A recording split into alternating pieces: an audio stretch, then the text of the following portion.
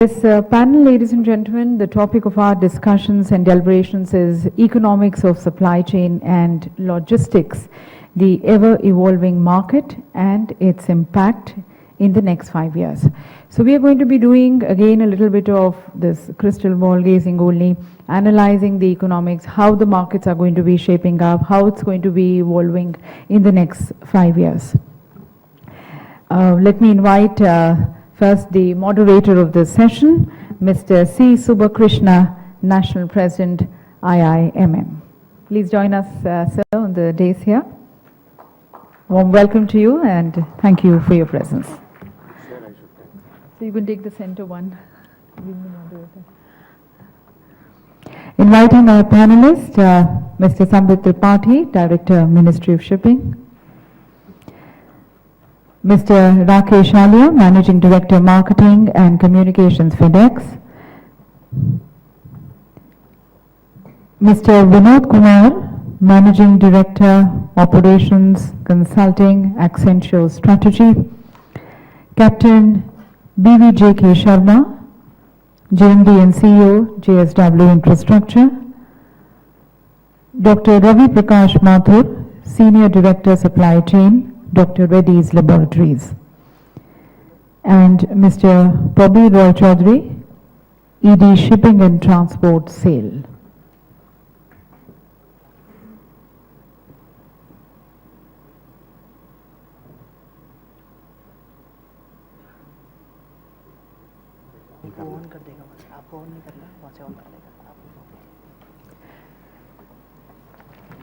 This is going to be a 1-hour panel discussion which we have with our experts.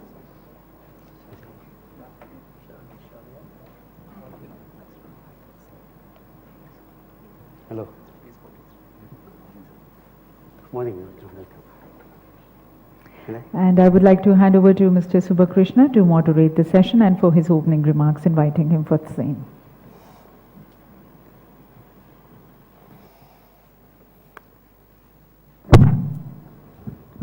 Good morning to all of you. I bring the greetings from 9,000 members of Indian Institute of Metals Management, an association of supply chain management professionals. These 9,000 members spread over in 46 branches across the country. IIMM profess ethical and responsible buying, dedicated to the professional development of its members through various education and training programs. www.iimm.org.in can give you the full details. At the outset, I compliment Economic Times for bringing a program on such a vital area of business, namely supply chain management and logistics. Today, the supply chain has taken the center stage in all sectors of industries. It is now said that the competition is not between two marketing, the competition is between two supply chain. The focus has been shifted to supply chain logistics since lion's share of the investment is put in the materials. And to gain the competitive advantage of any industry, it has to be through cost optimization, quality improvement, and faster delivery to customers, or I can correct it to delivery to customers when required. Globally, industries have realized that their supply chain needs to be agile, aligned, and adapted to suit the ever-changing business environment. The business model which faithfully served us yesterday may not be relevant today. The prevailing marketing philosophy is mass customization. Logistics will play a key role over the next 10 years. The world provides companies important competitive advantages. Indian demography indicates there is going to be a surge of labor force during the next 10 years with the average age of 26 years, mainly in urban areas. As an emerging economy, we are in need of clean technology, and service sector has outgrown agricultural industry with 66% of GDP. Indian GDP is expected to grow from $1.8 trillion currently to 3.6, just double by 2020. If everything is good, at the expected rate of 9%. Overall export and import cargo at Indian port is projected to increase around 2,800 MMT by 2020 from the current level of approximately 900 MMT. Agriculture, cement and textiles are also expected to grow exponentially. This promises developments and opportunities across various modes of transportation, including rail, road, air, ports, water, as well as the storage segments, which can be called as a game changer in the logistic industry. This shows also the imperative to realize an efficient, effective, lean and reliable Indian logistics network. Logistics cost is considerably high in India, around 13 to 14% of GDP, then compared to the world, like US 9.5, Euro 7.15%. This comparatively high logistics cost can be attributed to factors such as complicated tax structure, fragmented market, and inadequate infrastructure. Infrastructure development in all the primary and subsegments of logistics like road and highways, railways, airports and seaports are imminent. Measures are there to improve, but has been recorded as slow, maybe due to massiveness and inadequate focus and priority.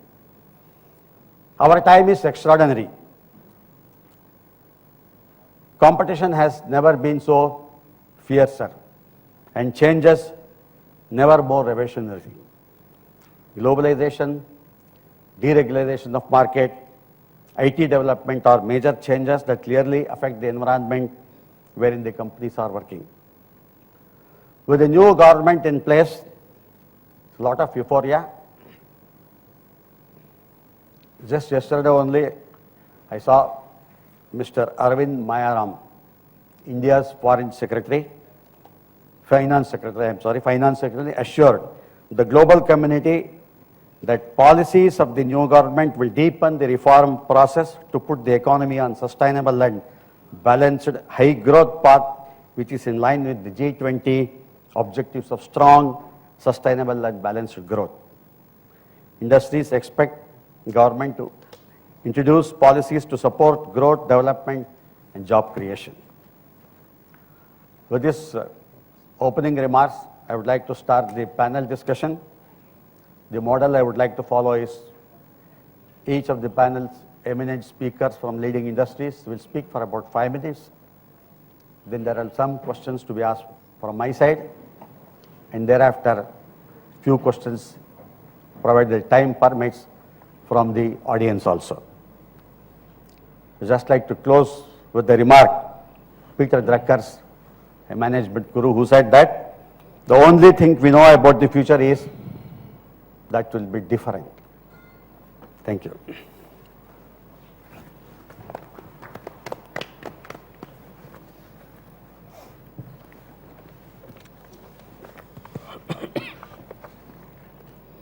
Yeah, can I ask?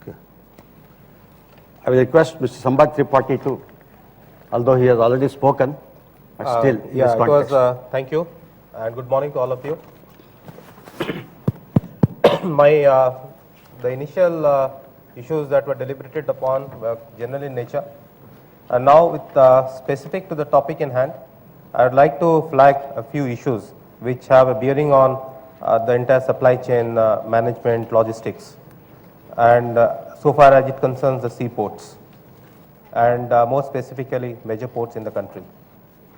Now, the first thing is that if you make, if you benchmark our port performance with the global standards, there are two indicators which actually reveals how efficiently we manage our operations. And number one is the pre-berthing detention. That is the time that the ship takes from once it decides that it will move at a particular port, the time it takes to actually anchor in that terminal. And if you look at the international comparisons, then you see that in Hong Kong, Singapore and nearer home Colombo, you don't have any, the pre-berthing detention is actually zero. But in Indian ports, you have like in JNPT for instance, container terminal is one of the most efficiently handled, it is 1.3 hours. And it goes up to 14 hours in Kandla. Of course, Kandla has its own peculiarity because it is a tidal port and there are tidal restrictions. The ship can only come in when you have a high tide. So that really restricts, but still then there is scope for improvement. And basically we are taking conscious efforts at mechanizing and modernizing the port operations, by which to a large extent and a seamless documentation process, that also is very important. The customs documentation, the port documentation, and those documentation process also are required to be streamlined, and we are making conscious efforts at that. The other also is another indicator is the turnaround time. Now these two parameters, they play a very important role in the quicker service that the ports can provide to the EXIM traders. Now in for instance in Hong Kong, the turnaround time is just 6 hours. In Singapore it is 10 hours. In Colombo it is 11 hours. As against that, for instance JNPT, it is 29 hours. In Vizag it is 57 hours. And in Kandla it is 69 hours. So these are issues which have a bearing on the entire, the quicker, how quickly you are able to evacuate your cargo, and has a bearing on the supply chain logistics. And similarly, as I had already flagged, the draft restrictions. So the moment you have draft restrictions, you are not able to, and the worldwide there is a trend towards increasing the size of the vessels, because that provides economies of scale. Unfortunately, in India, in the major port sector, we are not able to, because inherently, geographically, geomorphologically, we have a draft restriction. So that really limits, restricts the scope of EXIM cargo, how it can be handled, the size of the ships that can be handled. In Vizag, for instance, we have got in the outer harbor 18 meters draft, and 18 meters draft is the benchmark. If you see across the globe, so like in Hong Kong, it is 15.5, in Colombo it is 18, and as you are aware, most of the transshipment cargo is going to Colombo. In fact, Colombo is like an extension of the Indian ports, where 80% of the cargo which Colombo handles today belongs to India. So there are issues which we need to see, and we are consciously making efforts to improve our efficiency, our performance, and as I have narrated, that last 2-3 years has been very good, and going forward probably it will be even better. The other, of course, one of the most critical areas which most of the ports in India have a problem is connectivity. And again, this connectivity issues, whether it is rail, road, or whatever means, whatever mode of transportation you are talking about, it does have a very significant bearing on the supply chain and logistics. And that also we are we are conscious about the limitations, the restrictions, and the challenges also in the sector, because in many cases, if you want to go for connectivity projects, there are land acquisition issues, there are other issues with the state government which require to be resolved. So these are the challenges in the port sector, because you have to see the ports are located within a political, geographical context. They cannot be divorced, and it has to be in tune with those things. And with, as I said in my opening remarks, that with the cooperation of all the stakeholders, probably the future would definitely be better. Thank you. Thank you, Mr. Mani. May I request Mr. Rakesh Shalia? Thank you. A very good morning to all of you. And before I jump into my remarks, I'd like to take this opportunity to first of all thanks Economic Times for taking a very bold initiative and stepping into organizing this summit. I was talking to Mr. Rishi Kapoor, and he said that Economic Times Edge, this is the first initiative on their part to step into the supply chain arena and put a conference of this size and scale. And also I would like to first congratulate and thank everyone who's present in this room to kind of taking their time out from their busy schedule and spending the entire day for this particular topic. What it tells me that logistics is now taking a center stage in all facets of our economy. No longer it is seen in the company as a secondary kind of activity behind the scene, but more and more coming on the front stage. So what is really driving this? We know that the Indian economy has been on a roll. Last 2 decades, we have been getting a phenomenal growth, which is driving the growth in all aspects of the supply chain, be it on the warehousing side or in the transportation, express cargo, which we deal into, ground transportation, or be it into the freight forwarding arena. One thing which I clearly see a mindset which is evolving or changing is people are no longer looking at supply chain in a more traditional fashion, which is just storing the goods and moving the goods from one point A to point B. But what's really happening is that now supply chain is moving into the new paradigm of more of a value chain, where you are adding value at every single step of the supply chain, which is now also becoming more and more integrated as well as global in nature. If you look at India, how it is emerging on the global arena, the opportunity of the logistics is anywhere from 125 to $150 billion market, and it is growing at 2x to 3x of the GDP, a 10 to 15% growth.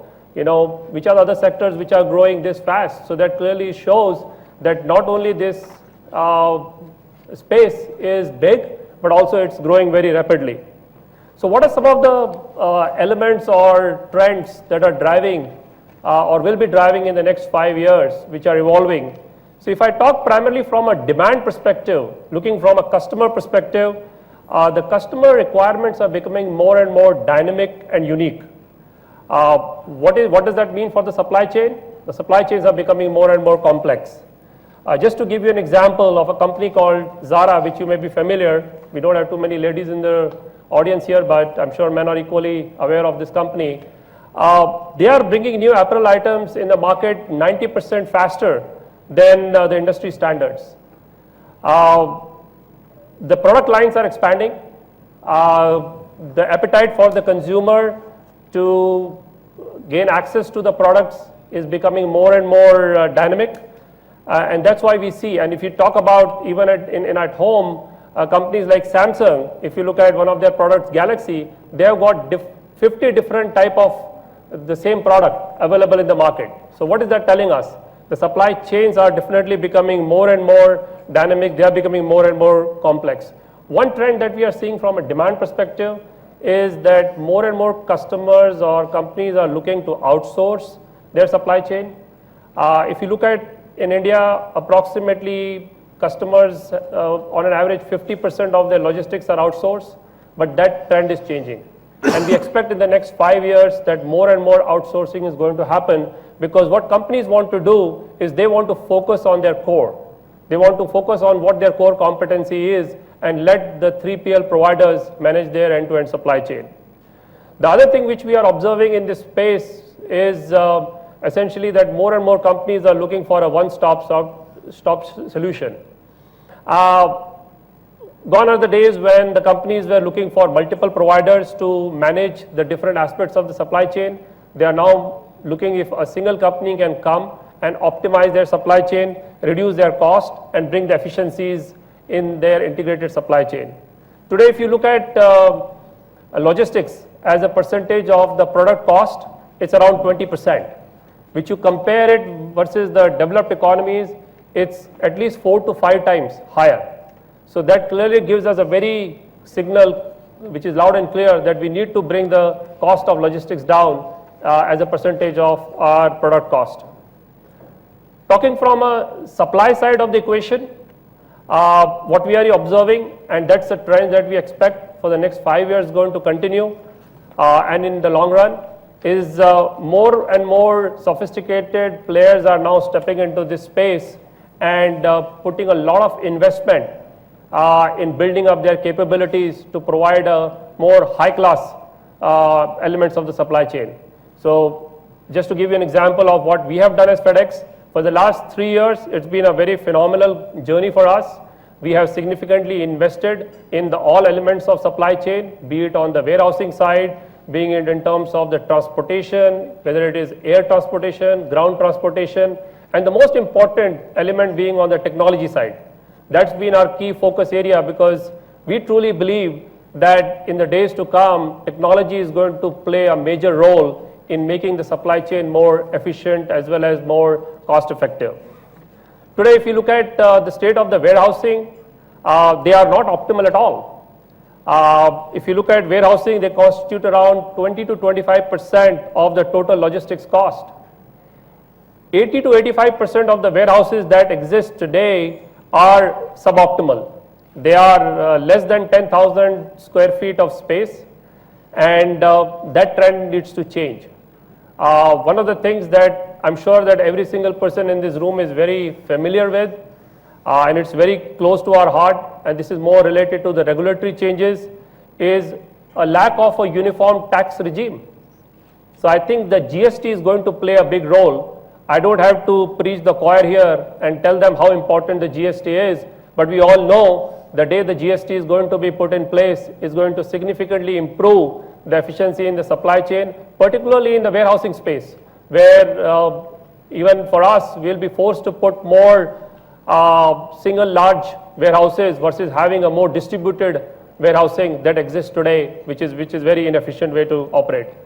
The third element, which I think is very important, and I think that did get touched upon by multiple speakers, was on the infrastructure side. So today, if you look at India, we rank 56th in terms of our ranking when it comes to infrastructure among the top 60 countries. Now that definitely needs to change because infrastructure plays a big role in terms of bringing efficiency in the supply chain. Just to give you an example here and comparing India versus say most advanced economy like US, 60% of the goods in India move on road and 30% move on rail. Whereas if you look at in US, it's completely opposite. And we know that when it comes to moving the bulk cargo on a long haul, rail mode is one of the most efficient way to move the stuff. But that's not the present context in India. And I think that's where it's very important that government continues to spend in making that mode of transportation a lot more efficient. Not to say that the roads are not important, but that also is an area of opportunity where if you look at today, it's not optimal. Even for that matter, waiting times for export. If you compare in India, for a shipment to get out of the country, it takes on an average 50 hours from an export perspective, whereas the global standard is around 12 hours. So that does tend to create a lot of inefficiency when it comes to export and import and international trade. And then the last thing that I already alluded upon is the technology. I think we have to start taking technology a lot more seriously because that's going to play a huge role in making the supply chain a lot more efficient. So if I had to talk to you and tell you about 3 or 4 major key takeaways that we all need to be thinking about during the day, which at least in my opinion are very, very important and which are going to drive the change that we are all expecting to see in the next 5 years, is going to be improving the tax regime, bringing the GST in the picture, investment in the infrastructure, that's going to be critical. And I think the one thing that Mr. Sambit Tripathi touched upon is on the encouraging the public and private partnership, because that's where we have seen a lot of positive elements coming up, and that's where I think we expect that more and more public-private partnership needs to come up. So what is really very heartening to see, and I'm particularly thrilled about it, is that these 3 things that I talked about, which are going to be a very critical catalyst in the supply chain for the next 5 years, are included in the top 10 points or the agenda of the new government. So Mr. Modi, when he came up with the top 10 things that they want to focus in the next 5 years, these 3 things came up very loud and clear, and they are part of the agenda. So that really makes me believe that government is being very serious about these issues, and they are going to be very firm in resolving this in the days to come. And I'm very optimistic that as Indian businesses are on a journey towards building a truly global Indian economy. And we as FedEx are there to kind of be as a partner in this exciting journey for the days to come. Thank you. May I request Mr. Vinod Kumar? Yeah. Yeah, MD Hi, good morning, everyone. Accenture. Thank you. Am I audible? Okay, so thanks a lot for that. That makes my job very easy here because you have touched upon all the important facets of logistics and supply chain. Just a few words from my side. My name is Vinod Kumar. I'm a part of Accenture Strategy, which operates in the intersection of technology, business, as well as operations. And I have an experience of around 16 years in India as well as Europe, and I've seen both sides of the world, especially using the lens of operations and supply chain in the industrial sector. And the perspectives that were shared today are very enlightening. I think where we are standing today is at the threshold of a major change. And a part of that change is going to be driven by the efficiencies and the effectiveness that would be driven by the logistics and supply chain industry in India. I think the problems that we discussed can be classified broadly in two parts. One is the macroeconomic factor or the external factors, and second is the business-specific micro factors. If I step back and look at the macro factor, and if I may narrate a small anecdote of a large German conglomerate which was trying to invest in India, and they were evaluating an industrial site close some 200 kilometers from Mumbai, and that was located in Nashik. Looking on the paper and doing all the optimization model, they said, hey, this is a very good port-based location. And their entire business model or the economics of that plant was dependent on the key economics that a port-based industrial unit provides. When the physical operations of that company started, they realized that the entire economics of that business model was turned on its head. For 10 years, the company did not make profits because it was largely dependent on the inputs through the ports. The congestions on the roadside created a barrier for it to flourish. 10 years down the line, the business plans were halved and the company did not succeed. It's still surviving, but not with the kind of economics or the game plan that was envisaged. The lesson from there was the key lifeline to drive the business is the presence of the enabling infrastructure conditions, which provide the very important impetus for the very success of a business. And 10 years down the line, we have moved, but have we moved far enough? What is stifling the growth of the economy? If we analyze the different factors, one of the factors that very clearly come up is that the very lifeline of the physical economy, at least, which I can talk about, is the bottleneck for the growth of that economy. We have hope, we have aspirations, and we have got specific action points that can be taken to take it to the next level. The question is, how do we convert those aspirations into a mode of execution? Because where we have possibly failed in the past is at the edge of execution. When the promises of developing, I think every government has talked about the development of infrastructure, about the development of enabling conditions for the industry, for the business partners. But the framework for executing it and making it successful in a time-bound fashion is something that needs to be put in place now. There are a host of problems, there are a host of aspirations. When we come to the micro side and the business side, and I'll just touch upon it in a very brief manner because I'm conscious of the time as well, is the relationships still, by and large, continue to be arm's length. It is adversarial. Logistics and supply chain is still seen as a procurement category for many businesses. It is not uniform across. There are differences. The question is, can we take a different lens? As one eminent speaker spoke in the morning, it's not the companies that compete. It's the ecosystems of partners, alliances, and supply chain that compete together in the world. And that ecosystem is enabled by a crucial link of the partnering arrangements, the information systems, and the enabling technology, which helps deliver the service level, which is the very basis for the success and the speed of a business. So the nature of relationship in the logistics and supply chain industry also needs to undergo and change at the micro. And this is not something that we need to depend on the government for.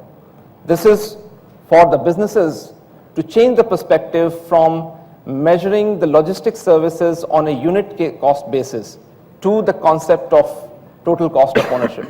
And I would take this concept even further, where we have seen through our research that even total cost of ownership has changed paradigms from cost perspective to the value perspective.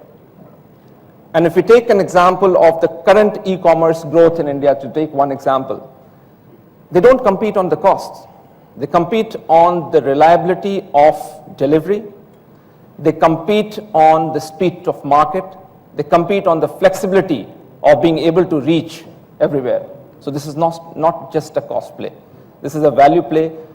And the companies which succeed versus the companies in an ecosystem which cannot compete are the ones which can orchestrate this system of these partners in a very, very clear and coordinated fashion. Last but not the least, the fundamentals don't change. The times will change, the technology will change. But at the end of the day, the economics, which is the subject of this, is just at the cross-section of three factors, at the core of which is the service level. So every supply chain and transportation and logistics or warehousing service provider, or the collection of that, has to just aim at that single point which is called the service levels, which is determining the rules of the games in an industry. And having defined that, you create a kind of alliances of partners which can take care of your transportation cost, the warehousing cost, and the inventory cost, which has a very significant bearing on the cash release that can come to the system. The fundamentals won't change. The aspirations and the macroeconomic factors, we see a positive trend. And the nature of business relationship, which I alluded to in the previous point, has seen, and we have worked with some of the clients where it has undergone changes, and it is showing promising results for them as business, both from the partner's perspective as well as the business perspective. So with this, I can just conclude by saying that immense potential, riding on great aspirations of everyone, but has to start from the basic changes in the way we deal with our logistics service providers and treat logistics as a key armor to create competitive advantage for each of us in our respective industries. Thank you very much. Thank you, Mr. Vinod Kumar. May I now request Mr. Captain BVJK Sharma.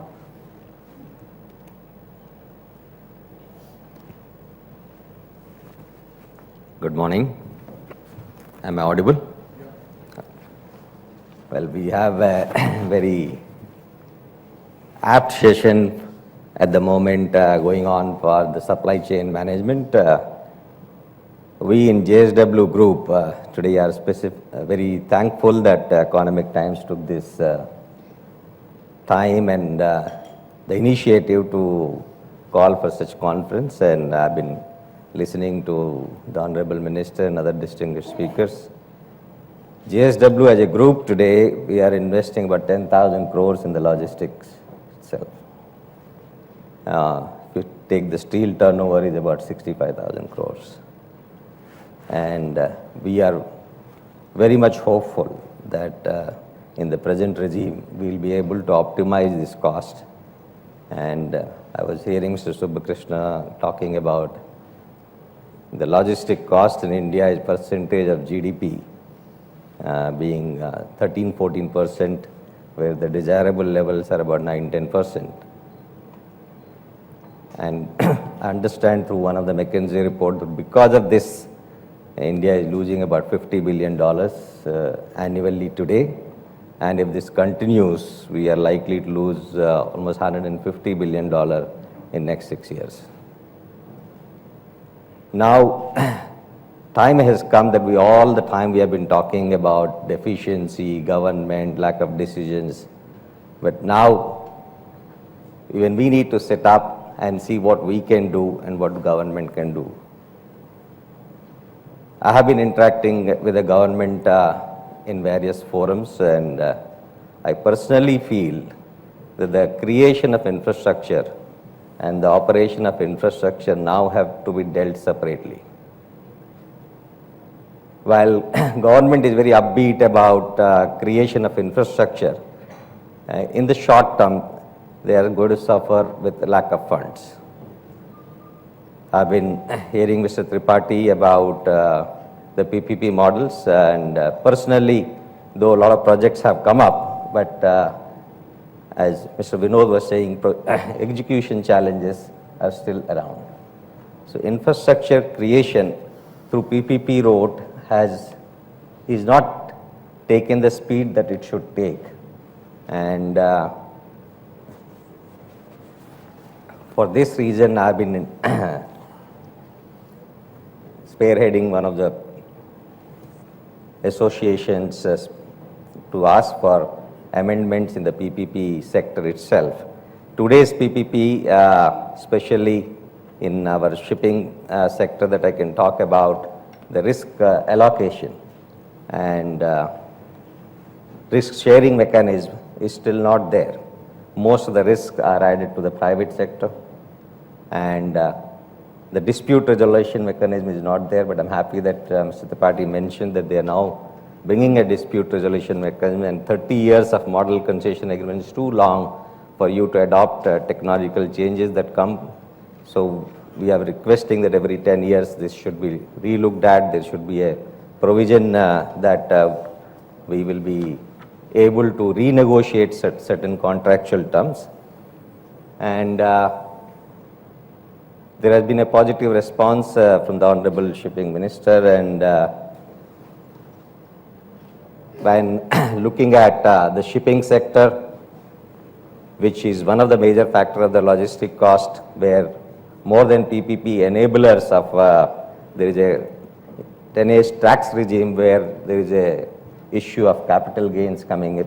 If Indian shipping industry is made competitive, and around the coast what you see the logistic cost being very high, is one of the reason is the cabotage law that persists in India, which should be relaxed.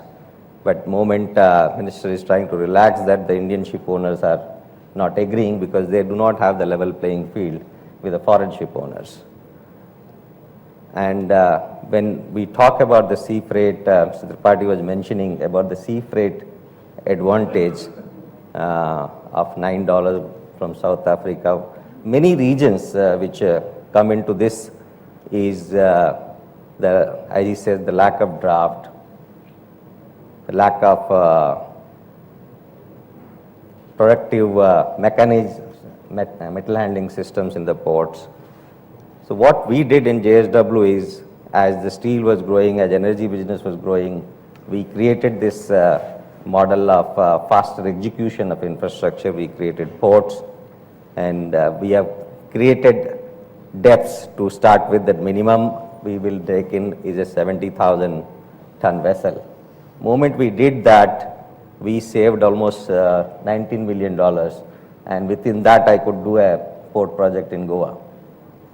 So friends, the savings even today that you can get is immense. Just need to think little differently, and to achieve this economy of scale, I would not say please deepen all the ports. Many ports could be deepened. Government does not have money. We have given a proposal that, okay, either bring PPP route in the deepening and allow us to bring large vessels and reduce our sea freight cost. So if PPP is not happening, allow some of the players who are in the ports, who have developed the terminals, to dredge and give us a pass-through for the cost. So, and there are issues in the port which is related to the labor laws, where existing facilities are not being allowed to mechanize because of the dock labor and other issues which are getting addressed. And then the major challenge overall in the port is evacuation still. As he was mentioning about turnaround time, the evacuation challenges are immensely getting more complicated every day. Yesterday I was with the Honorable Railway Minister, wherein he was very keen on the PPP route, but if you see in the railways, hardly any PPP has taken off. And if you look at the attitude of railways. I hope nobody from railway here, but even if they are here, the attitude is not very pro-private. And but if you see the speed of the train, be it cargo or passenger, is still below, at least cargo is below 30 kilometers per hour. Wherein our friends in other countries have a long haul, their speed is about 70 kilometers. The rail freight is almost half of our rail freight. And it suffers from lack of infrastructure. So how railways can get into PPP? So to discourage earlier any PPP in railways, they were charging 11% codal charges. So I have requested the minister to reduce that 11% codal charges, which is called supervision and other all charges put together of a total project cost, to 8%. And this 8%, without taking away cash from the system, you can reinvest as your part of equity, which is 26%. If you fund the project on a 70-30 model debt equity, that 8% will give you 26% equity. And moment that 26% is available, it becomes a railway project, and under railway project, they can acquire the land. And the SPV will fund the land cost. One of the ideas that we gave yesterday in railways for PPP is this, that if you do not have money, please look at this option. And second option was that they are not able to optimize the O&M cost. They are passing all the time. 51% is their O&M cost on the railways, which we have requested them to look at 30% or give it in private hands. And a few other elements which origination, termination charges like that, which they have removed, then there will be a profit element in the PPP. Unless that profit element is left in PPP, no PPPs will succeed. So again, I keep submitting to the government that when you look at the creation of infrastructure, look at new techniques of funding it, and while operating it, you give it to the hands which can really operate and bring international standards in the operation. Thank you. Thank you. Thank you. May I request Dr. Ravi Prakash Mathur from Dr. Reddy's laboratory. Thank you. Yeah. I'll try to keep it short, and like all the panelists have already stolen my thunder, so I'm just wondering what to talk about now, since everything that was worth talking about has already been spoken. But nevertheless, I just like to add to a little bit more of what the panelists have already spoken, and I think it has been explained very clearly that there's a need for creating enabling infrastructure. And you mentioned about the losses coming from logistics being close to $50 billion, and by 2020 it's estimated to go to $150 billion, and if we can restrain it somehow to the level of $100 billion by 2020, that itself would be a very big achievement. And why these losses are coming is basically also your traffic, freight traffic is going to increase by 2.5 times. And you mentioned about the the turnaround time of the ships and delays in export clearances and all that. So my submission is slightly contra to maybe what the panelists have been saying about capacity creation, because even when you create capacity, the work is going to expand to take care of capacity that's been created. That's the Murphy's law. So creating capacity by itself is not going to solve the problem. So why are these delays happening is that this infrastructure, by definition, these are shared resources. There are various people who use these resources. And not only exporters or importers or manufacturers.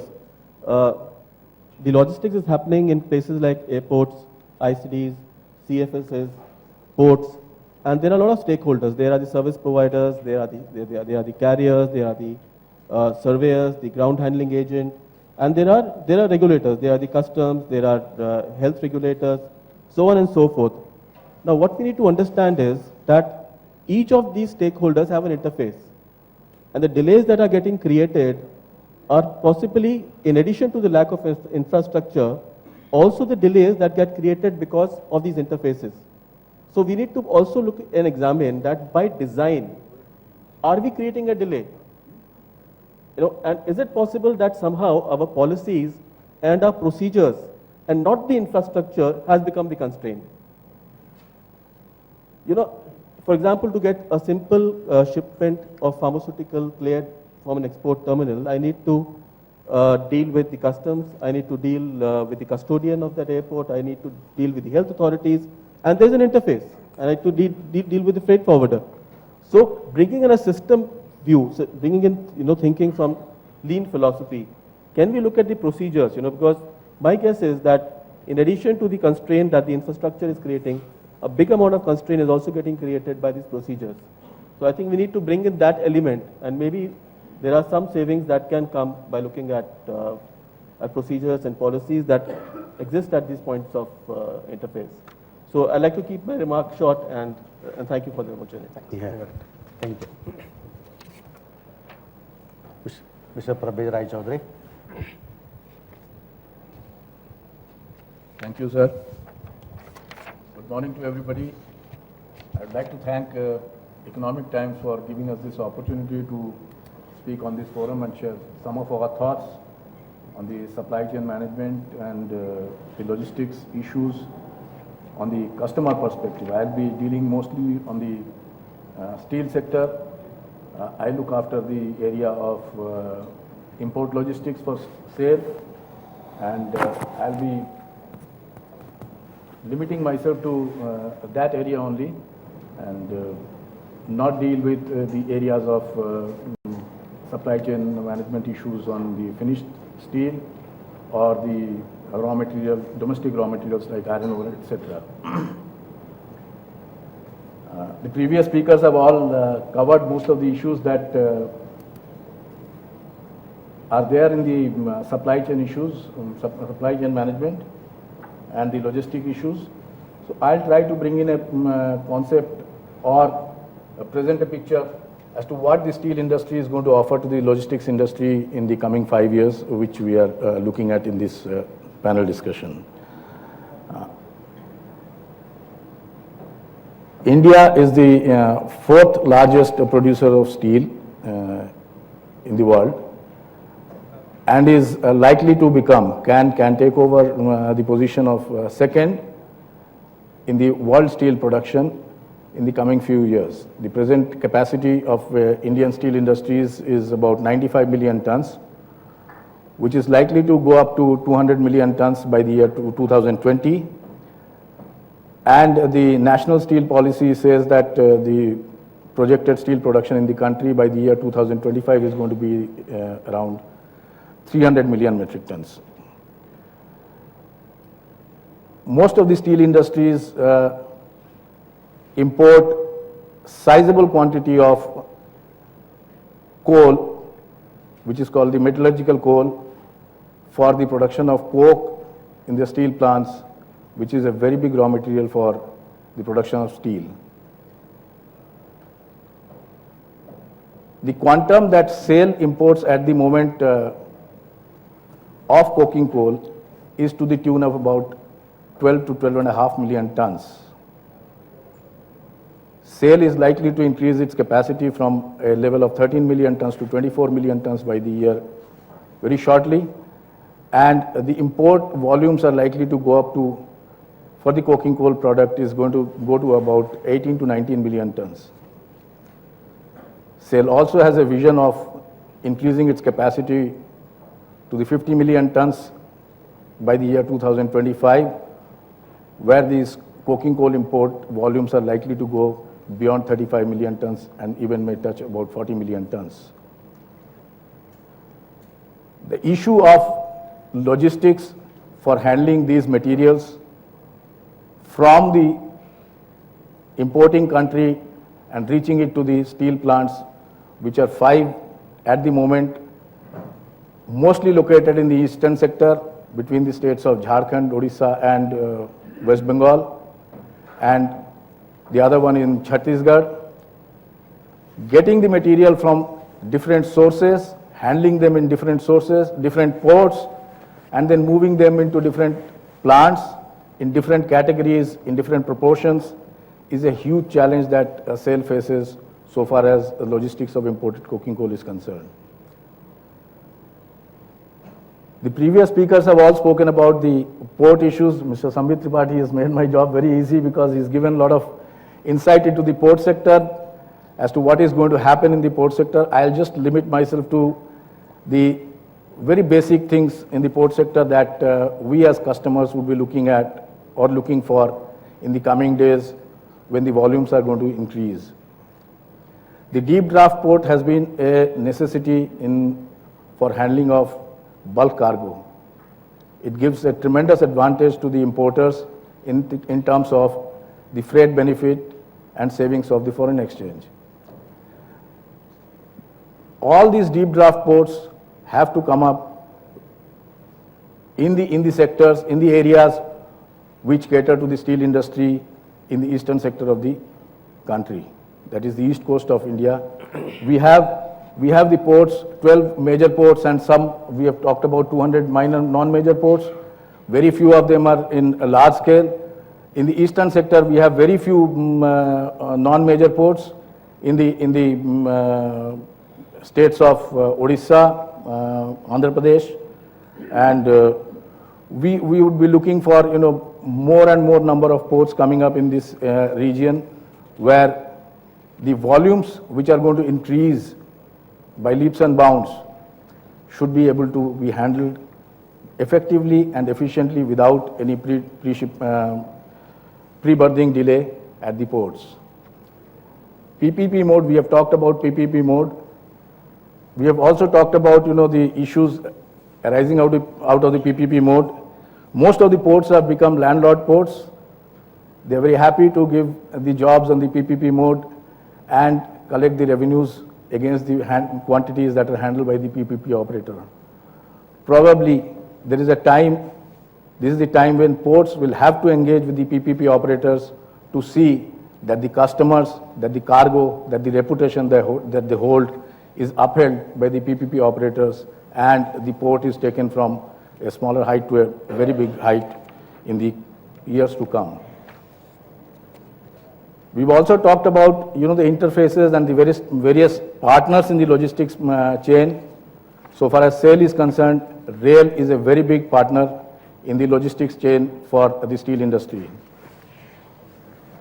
Between the port and the rail, there has to be a symbiotic growth, there has to be a symbiotic development, and a very well coordinated activity between the port and the railways, so that the evacuation, people have talked about the evacuation of cargo.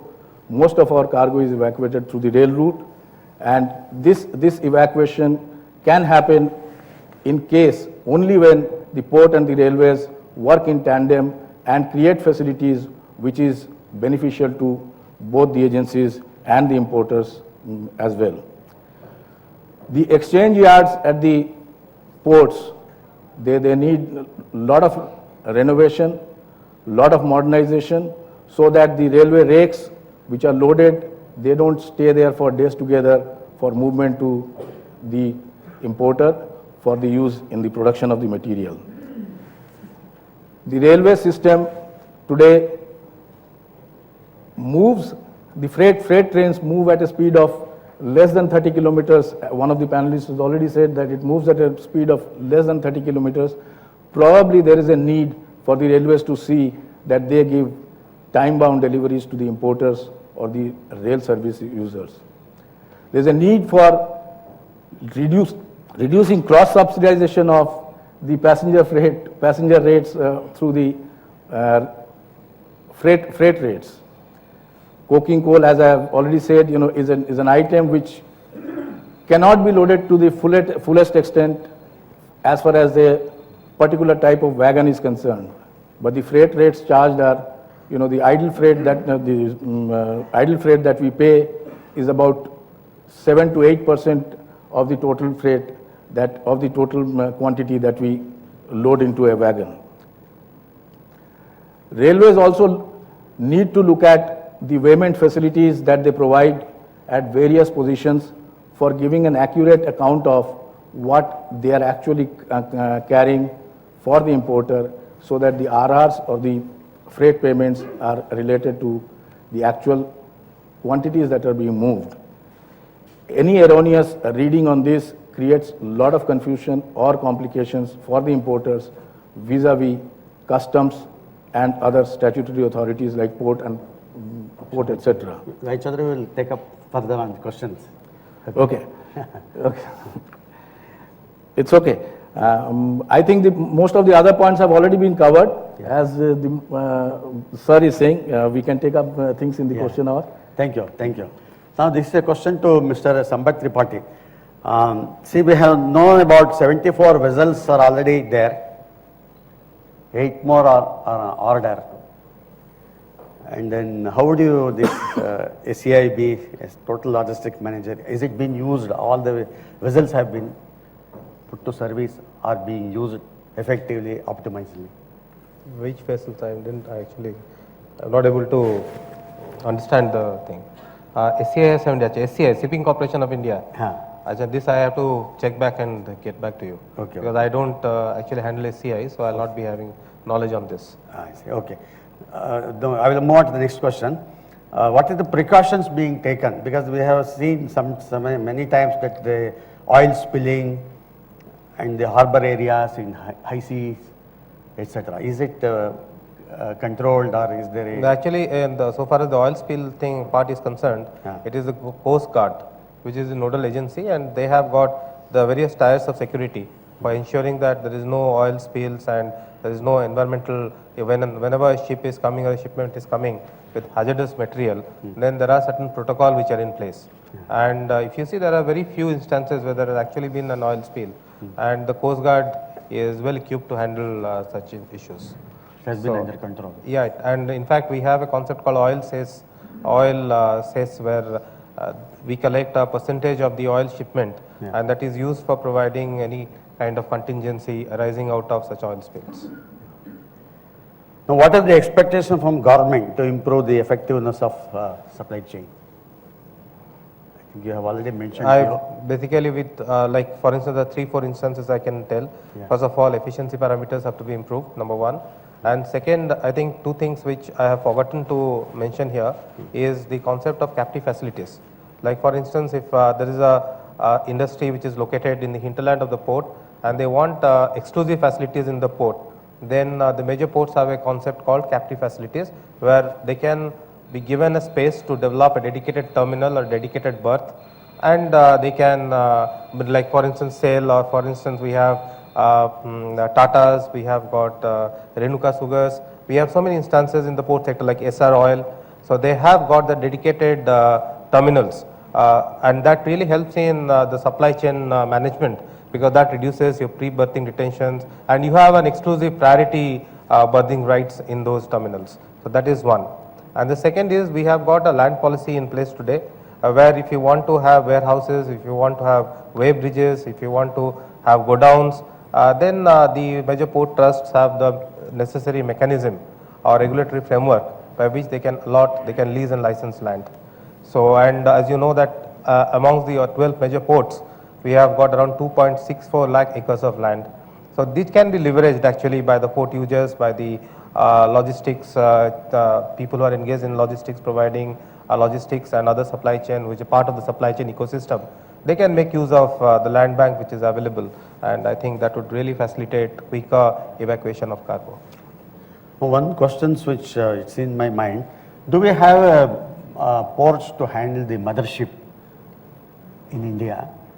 That you are talking about transloading facilities? Yes. Like transloading facilities, as I said that in Calcutta we have been having, you know that Calcutta has got a very restrictive draft of 7 to 8 meters, especially Haldia. So what they do, there are like they do lighterage operations in mother vessels, out of mother vessels, coal, iron ore, they take it out from mother vessels and that takes place in high seas, and through barges it is evacuated and it goes to the terminals. And the same thing is happening today in Kerala. So these are transloading operations, and it is happening successfully in at least 2 major ports in the country, and that helps in handling bigger ships in spite of the draft restrictions. Thank you. I think we are running out of time. That is the buzzer is for that purpose. It was I have just one question buzzer. for to Mr. Rakesh. What are your views on the quality and reliability of our supply chain? Quality and reliability. Well, I think enough has been talked about the quality of supply chain and services. So I think we all know that today it's suboptimal. It's still at a very nascent stage when we compare the supply chain in India versus what we observed in the global arena, especially in the developed countries. Clearly, there are, as I mentioned in my opening remarks, there are several areas of opportunity. I would not really call these as shortcomings, but look at as an opportunity for the future. If you are able to, sort of address the regulatory issues, if you are able to address the issue of the GST, which I am very optimistic will get addressed in the new government. If we are able to address the issues of the infrastructure, which also Dr. Mathur touched upon, where we are seeing a lot of challenges and inefficiencies in our supply chain, that should really go a long way. And one of the things which also is making supply chain a bit inefficient or limiting is also the lack of technology and the availability of the skilled manpower or the resources which is required in this field. Thank you. Mr. Vinod Kumar, only one question. How our supply chain compares? Generally, we all compare with US and all other European countries and scale down. What do you think as our supply chain competitive vis-a-vis international standards? No, I think enough data points have been shared on this. I think the simple answer is no, it is not. And that also presents a huge potential for improvement at the micro as well as macro level. On the macro level, I would just touch upon one small point. We talked about the rail infrastructure, we talked about port. I think one aspect which is missing in our country is the presence of the internal waterways system. If you see the Western economies, say for example Europe, from Rotterdam till the landlocked places within Germany, all the heavy cargoes are shipped through the Rhine River, for example. I think the nature has provided us a great network of rivers across the country. The challenge is we have not leveraged it. It's a futuristic vision, but if that particular aspect, in addition to what we have discussed, can also be developed, it would be a great thing. And from a micro perspective, I think there needs to be more partnering relationship between the supply chain and logistics partners and the businesses, and not to look them as just a cost element, but somebody who can add direct value to the business and create the arrangements or the contracting or the partnerings on those lines. These are the two things. If they happen, I think it will go a long way in solving the competitiveness problem for the Indian economy. Thank you. Thanks. Thank you. Captain, one question for you. Are you trying to diversify into shipping? Because you are the major users of the... Yes, out of our 10,000 crores of logistic costs, we pay sea freight of about 3,000 crores. But at appropriate time, we took that call not to diversify into shipping, and we were lucky not to do that. Captive use. Yeah, so what we did is we did some long-term contract of affreightments, and as Vinod was saying, we also believe in sticking to our core competition, and we are looking for logistic partners all the time to service our logistic needs, and we have some tie-up with the Japanese on shipping side and some Singaporeans who have got long-term contracts. Thank you. Doctor, one question for you. What is the opportunity do you foresee in strengthening our supply chain? Yeah, okay. In addition to all that, what has been said on the macro side, I think there's also an opportunity within the organization to look at technology and where we can strengthen our supply chain. And I think having an integrated platform, a technology platform that integrates all the functions across the organization, starting from capturing the demand from the front end and translating the demand into a production plan and also a procurement plan. If you are able to integrate it in a robust way with the use of technology, I think that there's a great opportunity for organizations to leverage that and drive efficiencies. Thank you. Mr. Rai Chaudhary, do you think our country lacks the trained supply chain professionals, or do you think we have enough trained, or are there areas where supply chain professionals are being trained? Thank you. I think there is a shift now. People are thinking towards giving more importance to the supply chain management rather than treating each unit of the supply chain management as an individual activity.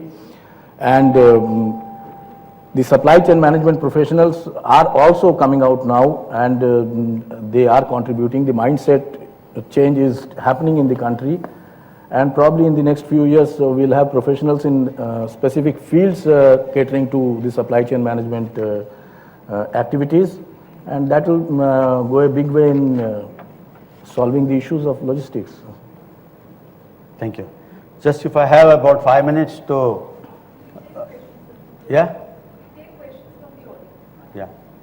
1 or 2 questions from the audience, because she is permitting. Yeah? Please give the mic.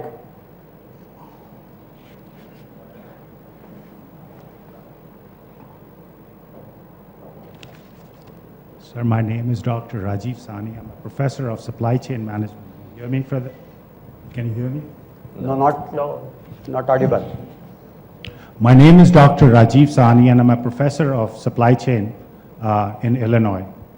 I've been hearing quite a lot of stuff about technology and infrastructure. One thing that I found missing was the behavioral side, the trust factor.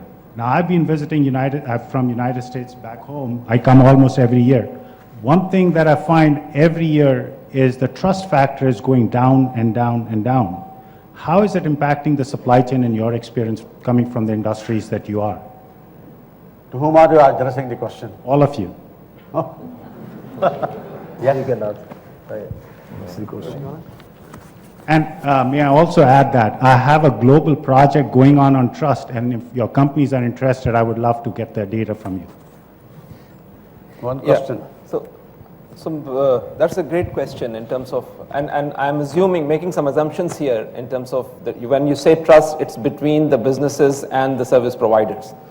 Between the different components of the supply chain. Yes, so I think there is definitely a trust deficit in every segment of supply chain. And I think it is also, the evidence of that is that there's very little strategic outsourcing or partnering that you see here. And part of it is capability or limitations in capability or proven capabilities within India, but part of it also is the fear of losing control, right? And hence that plays a major part in when a company takes a major decision of saying that I am in this business of, my core competence is producing steel, for example. Can I now outsource all my logistical elements to a strategic partner? That becomes a very major factor. And the reason for that is the kind of contractual arrangements that you have clearly shows that level of transactional orientation between the buyer and the provider of services. Right. So that's a major bottleneck. I think the framework for change has to be driven by macro factors, which is enforcement of contract, but at the same time, at the business level, in terms of creating a joint value proposition, which is to say that together, if the companies come together and say that right now, if I take away 20% of my logistics cost and increase the service levels by 5%, how do we share the gains as equal partners and not in an adversarial form when the principal retains the lion's share of all the margins, because that becomes the genesis for not a strategic partnership but a very adversarial transactional relationship, and that needs a shift. And that shift doesn't require the government. That requires the industry participants, every business industry leader to step up and show that change may start from a very small area and then demonstrate result and say, look, this creates a larger value for us than if we were doing it in a traditional way. Because examples or results will be the best way to address it. I hope. Can I add yeah, on please, to that? please. Just to add on to what has been already spoken, when you talk about lack of trust, how does it get manifested? What is telling you there's a lack of trust? It's basically unpredictability, uncertainty.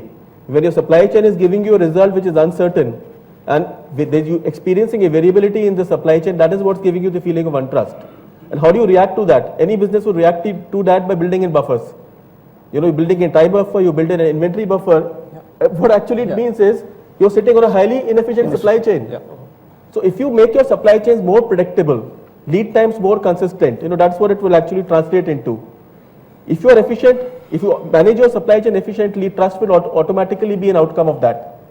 I mean, that is the perspective I would like to. And I would completely agree here with what you just said, Dr. Mathur, but I would beg to slightly differ when you ask the question that the trust factor or index is going down. I would rather say it's going up. That's what has been my experience, because you're seeing more and more quality players are jumping into this space.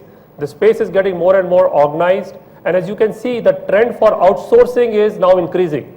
So earlier the companies are very reluctant to outsource their supply chains, but we see that trend is changing because now they are seeing more trustworthy partners coming into the space and joining hands with them and providing them the reliability which Dr. Mathur is talking about, because they are bringing some of the best practices. I mean, just to give you example of FedEx, we are bringing our global best practices into India, and we are trying to replicate some of the elements of the reliable services that we provide in the Western economies. So I'm of the opinion that trust is going up. It's not still there, but I think it's on an upward trajectory.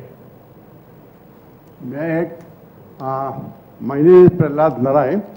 I retired from Steel Authority in the year 98, and I'm now a faculty for Supply Chain Management, Institute of Materials Management, and Institute of Technology, Ghaziabad. I'd like to know from the chairman, as Dr. Mathur rightly pointed out, that procedural part, that is a big hindrance in the development of supply chain management. What Institute of Materials Management is doing, are they doing anything about it? Procedural of? Yes, you see, procedure, these are the big bottlenecks in reducing the lead time in supply chain management. What Institute of Materials Management is thinking to reduce this gap, I mean to reduce the procedural part, that how we can reduce the lead time. Lead time is high for everything because of the procedure lapse. Procedure, are you talking of the governmental procedure? Everywhere, in industry I am talking, whether it is private sector or it is a public sector, there are procedure lapse. And because of that, there are delays in having the deliveries. See, now with the advent of this technology now, most industries are shifting to the e-procurement. Okay, the procedure of hard copy, sending an inquiry, etc., and all that is not there now. Many leading industries have already shifted, including the government also. Now, if I have to mention that public procurement bill, it is already approved by the cabinet and now it is in the parliament. Maybe with the new government, as the indication goes, it is likely to take up also. Even the government also has professed for the e-procurement. So only I can say that with the e-procurement, the procedure of procurement, etc., will be much simpler and faster and transparent. No, that is right. Public sector has done a lot of good things, whether it is NTPC or SAIL, as far as the e-procurement is concerned. But still, I think the private sector is lagging behind because it needs more and more transparency. So more private sector also will jump into the e-procurement. I think I have seen many private sectors also moving towards the e-procurement, maybe with the same concept.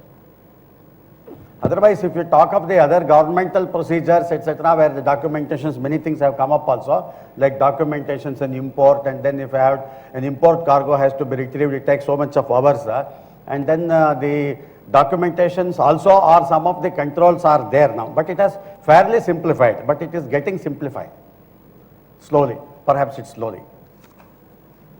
Hi, my name is Lakshmi. I work with PricewaterhouseCoopers in the forensics team.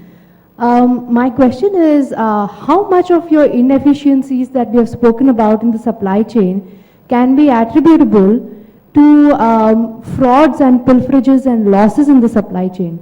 Is there any kind of a study that has been on it, and do you think that there is any kind of a policy or regulation or anything that can be brought about that can help reduce this kind of losses? Referring to? So, of the various losses that have been identified in the studies that have been conducted, I'm talking of a very macro level. So the main component, of course, is the multimodal mix. I mean, the rail versus waterways, or road versus rail. That is the biggest one. The second one, of course, is the inherent cost of the mode itself. And third is the speed. Now, there is the fourth element that you're talking about, in which all these inefficiencies, damages, theft, all these come over there. So I would say in that hierarchy that comes fourth in the list, but nevertheless that's an important component that, bringing in efficiencies on that part is also required. As to what number that is, I have no line of sight on. Maybe somebody else wants to. Yeah, I think there's no well-defined statistics on this, but from a bulk supply perspective, especially in the industries that have, bulk supplies where it is subjected to a lot of, unmanned or insecure kind of environment, the losses would be significant. For example, bulk coal ore, it would be significant. And given the very nature, there's no statistics available, but one can definitely say that in bulk, it can be definitely in double digits in terms of percentage losses. And one of the reasons why you see a lot of pilferages and losses or even the fraud is because the supply chains are still not very integrated. So if you see the supply chain mechanisms, there are multiple handoffs that are happening within the supply chain.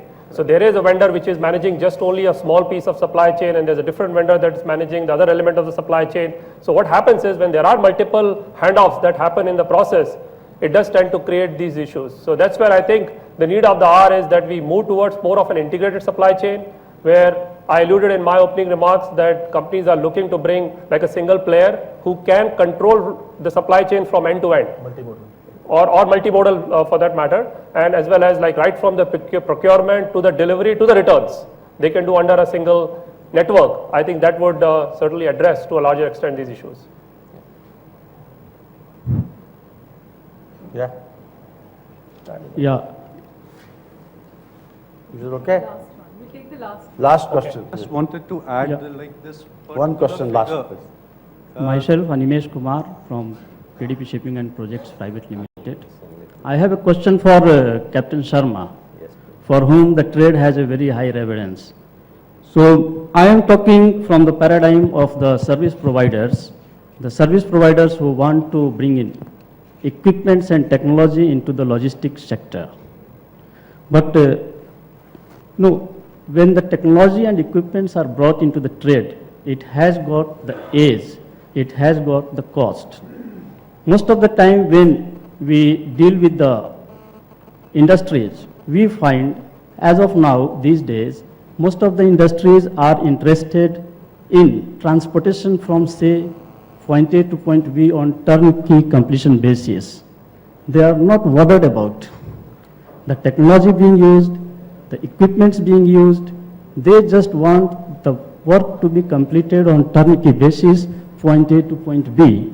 Under these circumstances, when the industries, they talk of the government not providing the, various kinds of facilities and the support, we appreciate and we expect the trade also to understand that the technology has got a cost factor. Please come to question.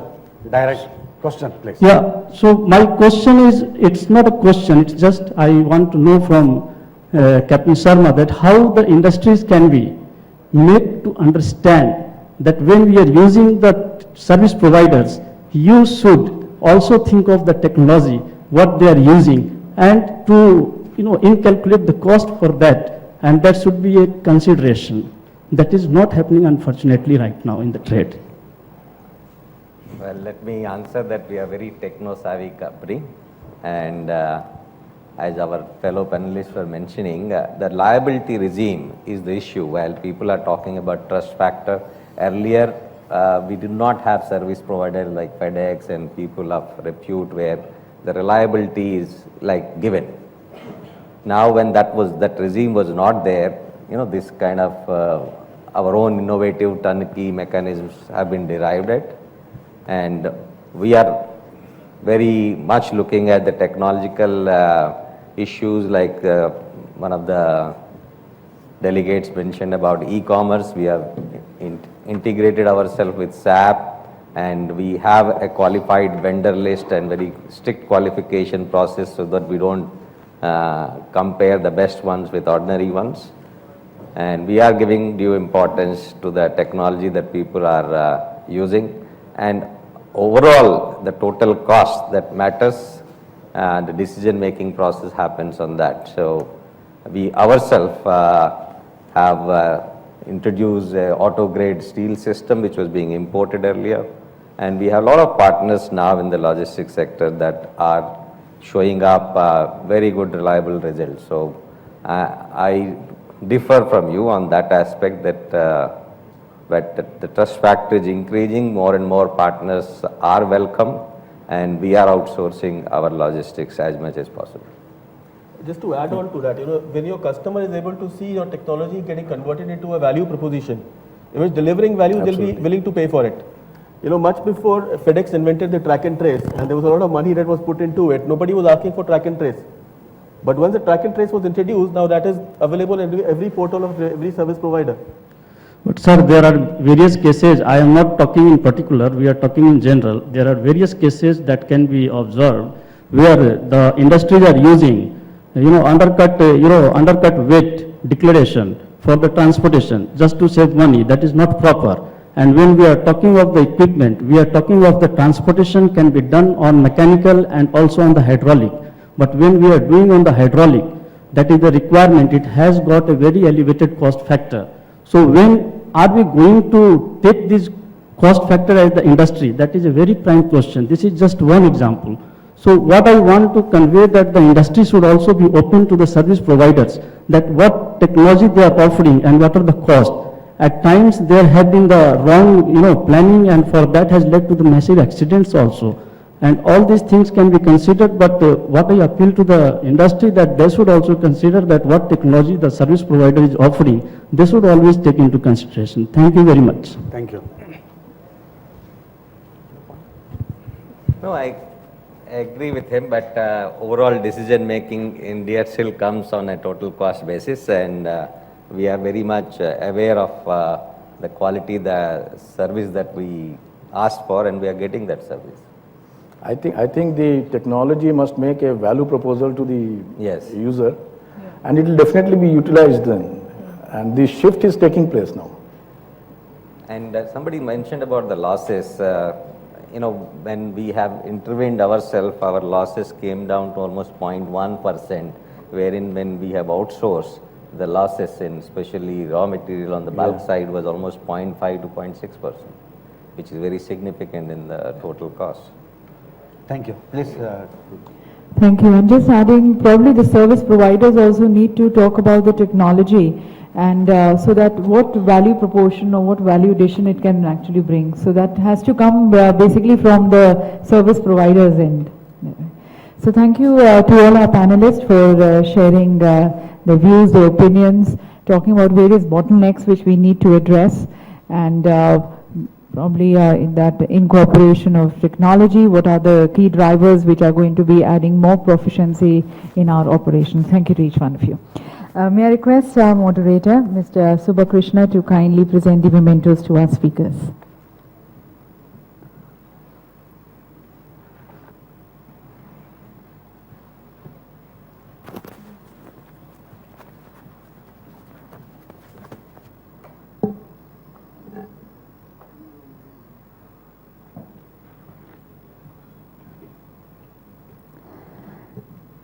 Thanking Mr. Sambit Tripathi. Okay. Okay, we go in this order anyways. Thank you to each of the panelists. Thank you. Thanking Mr. Tripathi, Mr. Rakesh Shalia, thanking Mr. Vinod Kumar, Captain BVJG Sharma, Dr. Ravi Prakash Mathur, thanking Mr. Prabir Roy Chaudhary,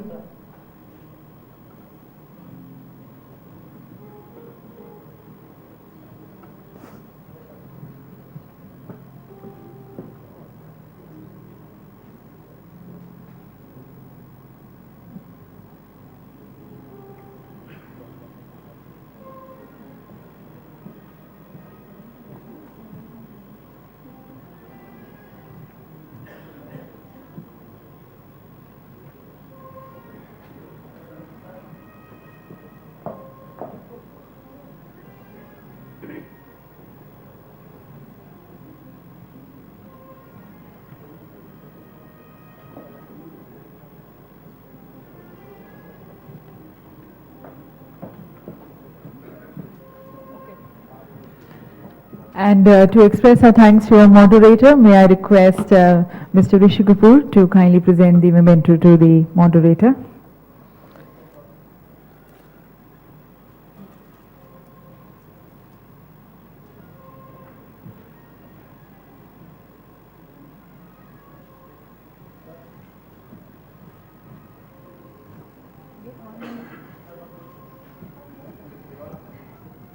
And may I also request Rishi to kindly present a memento expressing our thanks to Mr. Rajesh Bhatia. And may I request him to kindly join us here.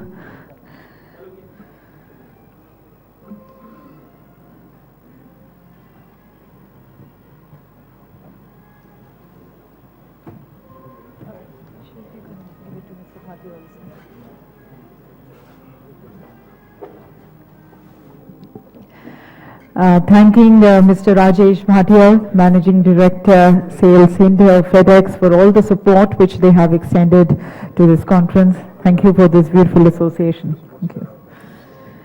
So thank you to all of you, ladies and gentlemen, for being a part of the inaugural session and also the panel discussion.